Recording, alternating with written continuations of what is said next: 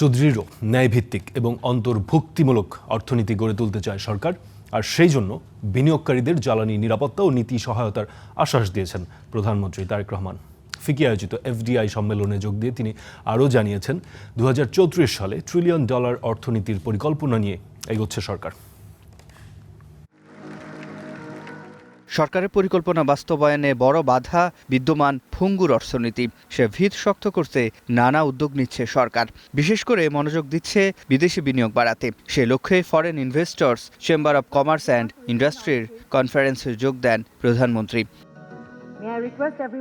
সম্মেলন শুরুর আগে ঘুরে দেখেন ইনভেস্টর্স এক্সপো, কথা বলেন অংশ নেয়া প্রতিনিধিদের সঙ্গে।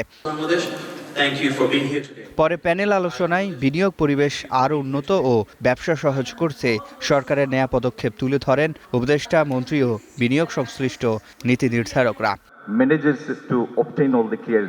নিজ বক্তব্যে 2034 সালের মধ্যে $1 ট্রিলিয়ন অর্থনীতির লক্ষ্যের কথা আবারও তুলে ধরেন সরকার প্রধান। বিদেশি বিনিয়োগকারীদের জানান, বাংলাদেশে বিনিয়োগের আহ্বান।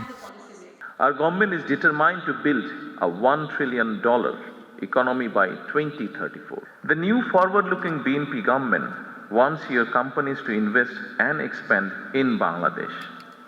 Whether you are a local entrepreneur or a foreign investor. এ সময় জ্বালানি নিরাপত্তার নিশ্চয়তা দিয়ে তারেক রহমান বলেন, সুদৃঢ়, ন্যায়ভিত্তিক এবং অন্তর্ভুক্তিমূলক অর্থনীতি গড়ে তুলতে চায় তার সরকার।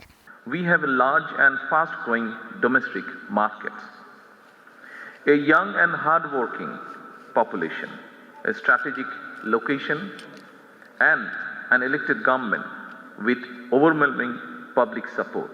We are modernizing our legal and regulatory framework, strengthening investor protection, improving dispute resolution, simplifying tax and VAT administration.